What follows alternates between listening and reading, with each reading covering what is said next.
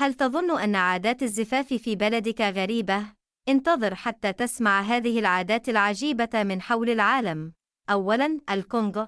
العروس والعريس ممنوعان من الابتسام طيلة الحفل. تبتسم؟ أعد الزفاف من جديد.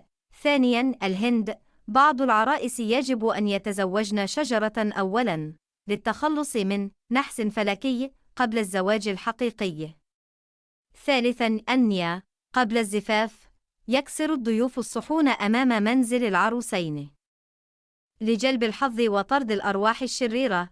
رابعاً، كوريا الجنوبية. بعد الزواج يضرب العريس على قدميه بالعصا أو بالسمك.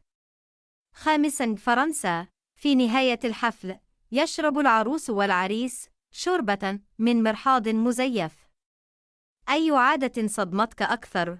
واكتب لنا في التعليقات ما هي أغرب عادة زواج في بلدك.